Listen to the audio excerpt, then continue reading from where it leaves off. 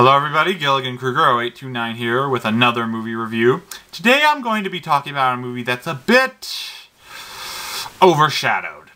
And by that, one that I've kind of ignored in this past month. That film is, as the title suggests, Rio, the most recent animated film by Blue Sky Studios Animation. If you don't know, they are the company that did the Ice Age movies, Robots, and Horton Hears a Who. In fact, the director of this movie was one of the two that did the first Ice Age and Robots. I'm not sure about the other Ice Ages movies, but this is his first solo project. Now you may be asking, why didn't they get one of the directors of Horton Hears a Who? Well, they tried to get one of them to do a live-action summer blockbuster last year. Yeah. Remember how great that movie turned out? Anyway, for leaving that one aside, I want to talk about Rio, because I've really kind of overlooked it recently, and I'm feeling terrible because of it. So, I've all Rio'd out. I got a tropical Rio de Janeiro /shirt. So, let's get right into Rio. So, the movie starts in a rainforest in Rio de Janeiro, which is where the film gets its name, obviously. As a group of macaws and toucans and all other kind of birds are flying throughout the jungle, singing and singing. Well, they're singing a lot. Now, my initial thought was, oh no, this is just going to be Happy Feet in the rainforest. I don't think I can take this. But, no. Now that I have brought that up, I want to bring in a little fact you probably don't know about the movie, if you have seen it or if you haven't. And that when this story concept was pitched in the 90s, the idea was for a penguin that fell on the shores of Rio de Janeiro because he got lost from a boat. But this idea was scrapped because Surf's Up and Happy Feet did come first. So they wanted to do something original. Now, I like this movie better than both Surf's Up and Happy Feet, so I'm very glad they made the change. Now, all of this singing and flying is viewed by a young blue macaw, probably only a few days old, who doesn't really know how to fly yet. However, before he can even get to the chorus line, he falls out of the tree and is captured by smugglers, who move him from Rio to the United States. While the truck that is carrying him is in Wisconsin, or is it Minnesota? No, wait, yes, it is Wisconsin, I remember now. On the box that he is in, stay with me, falls out from the truck and he's essentially gone because they don't go back to check. So things don't seem really good for our bird, but he's found by a young girl named Linda, who's voiced by Leslie Mann. She takes the bird, and since they're both young, they grow up together for the next 15 years. We see a photo montage of her, like, taking the bird to prom, for Christ's sakes. But it's a very close friendship. So when the montage is over, we see both of them have grown up a bit. The macaw is now a fully grown bird, voiced by Jesse Eisenberg. His name is Blue. Okay, fine. Bow, bow, bow, bow, bow, bow. I wasn't the only one thinking that. But yes, he is voiced by Jesse Eisenberg, and kind of an interesting pick. Add that to Eisenberg's resume. He's fought off zombies, he's invented Facebook, and now he voices a parrot. Who know? No. Not Zuckerberg, Eisenberg. Though I'm sure Mr. Zuckerberg has fought off many zombies on Facebook and whatnot. Anyway, but things are going nicely for the life. Blue is enjoying his life. He still doesn't know how to fly, but he likes it there. Everything is fine. Linda runs a bookstore, which is ironically called Blue Macaw Books. Who would have thought? Then one day, in comes Tulio, a Brazilian ornithologist. He's voiced by Rodrigo Santoro. Hold up. Rodrigo Santoro.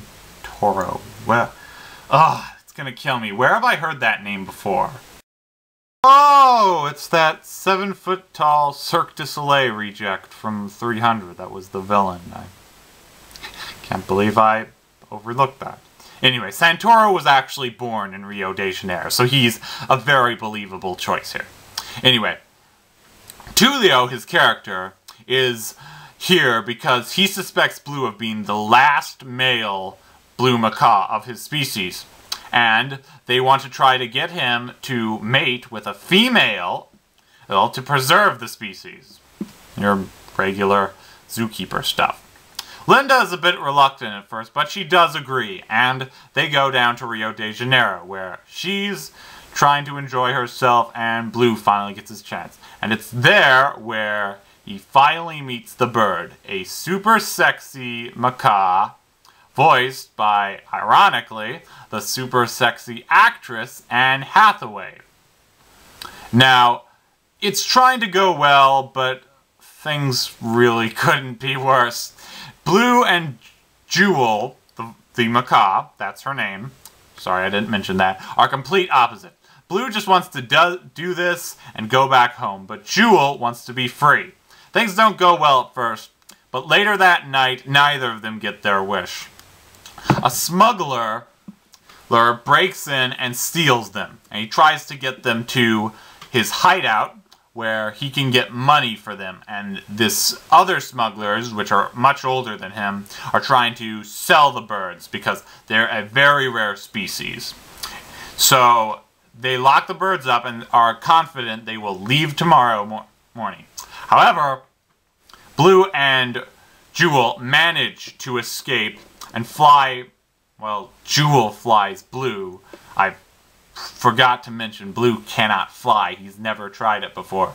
And the two go into the forests and jungles of Rio de Janeiro. Along the way, they meet several different types of birds and other characters, including a dog, as they try to learn new tactics, find their way home, and they also learn about each other. Now, the problem, not a problem with the movie, why I kind of ignored this, is because it came out on April 15th of this year. Why is that problematic, you ask? Because that's the same day Scream 4 came out. And because of that, if you watched any of my Scream movie reviews, you'll know that I was really hyped up for that series, and I kind of ignored everything else that came out that weekend. But now I'm saddened because this is a very, very interesting movie. It's very lively. The animation is gorgeous, the characters are interesting, and there are even humorous and very entertaining musical numbers. To go into that, per se, I'm going to talk about the animation, which, let me just say, is some of the most beautiful for an animated movie I have ever seen. It's full and bright, and Blue Sky Studios really shows it, that they know how to capture the emotion and setting very well. And you almost believe you're there. There are some scenes. I would like to see this movie in 3D. I think it would have been perfect, because there's one scene where they're on a hang glider, and at one point you're actually looking at it from the glider's point of view, and that's just really spectacular. I actually think it might compare to the Avatar and How to Train Your Dragon flying scenes if that was happening, but you can see the city, the forests, the ice home of Wisconsin. I just checked it now, I'm absolutely sure.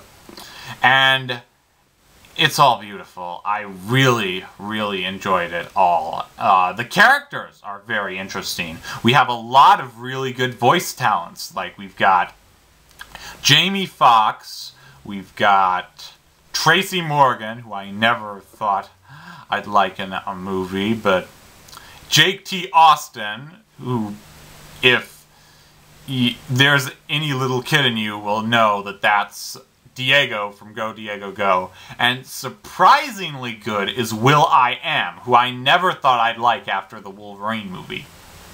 There's also this villainous bird named Nigel. Now, this character's voice is provided by Jermaine Clement. It's this dark and really cool British accent that this guy does. I had never even heard of the actor. I'm not even sure he's an actor before this movie, but now I really would like to see him in more animated movies because his voice is perfect for that character. There's even a point where he sings about a third of the way through the movie, and he has one of the best villain songs I've heard. Probably the best since Friends on the Other Side from Princess and the Frog, and that was in 2009. It's really interesting. I was really excited to hear this. I can't believe I'm saying this. But the best thing about this movie is what it does with the story. You take one look at it and you probably think that it's just your typical Disney-esque film. Like two characters, male and female, who have nothing in common, get separated, have to find a journey, and on the way they go through tactics and lessons that they learn they like each other and they're like best friends or even married in the end. Now this formula has been used to death in Disney and many of its imitators. That's the reason I didn't want to go anywhere near Alpha and Omega in 3D, the one with the wolves last year. I thought, ugh, I've seen that a million times before. I don't want to see it again.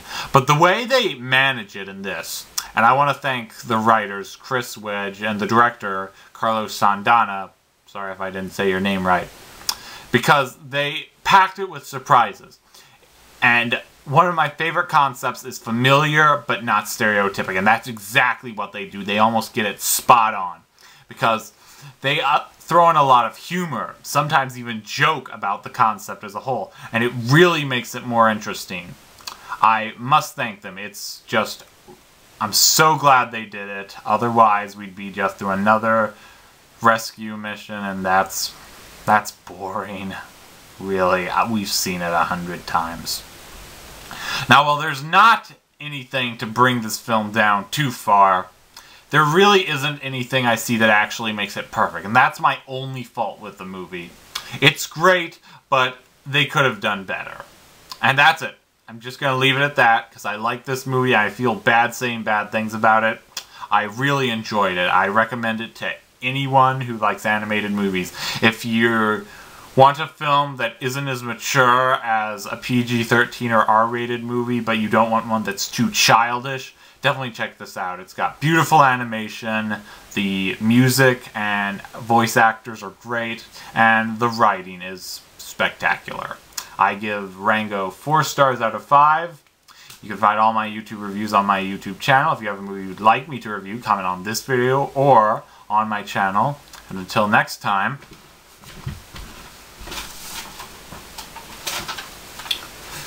I'll be jamming my way.